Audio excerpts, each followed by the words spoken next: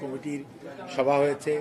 সবার সিদ্ধান্ত মোতাবেক ইনশাআল্লাহ ফ্যামিলি কার্ড বাংলাদেশের 14টি উপজেলার আপনার কার্যক্রমটি আগামী 10ই মার্চ ইনশাআল্লাহ মাননীয় প্রধানমন্ত্রী শুভ উদ্বোধন করবেন।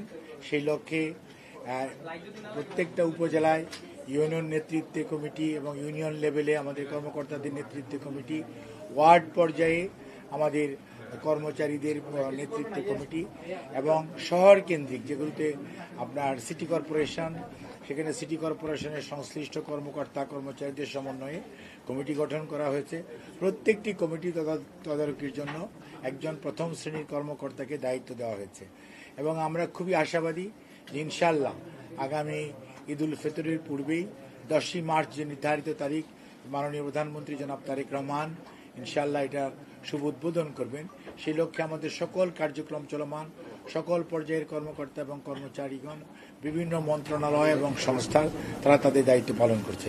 কিন্তু আমরা অত্যন্ত দুঃখের সঙ্গে কিছু কিছু ইনফরমেশন পাচ্ছি যেটি আমাদেরকে কষ্ট বা বেদনা দেয়।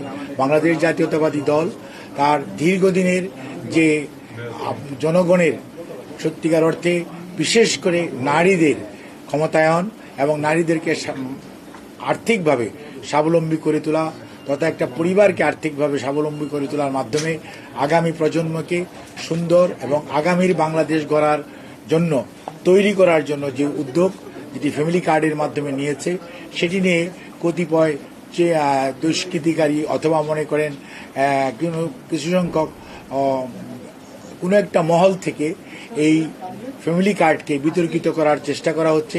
কেউ কেউ গ্রামে যে নিরীহ মাদের কাছে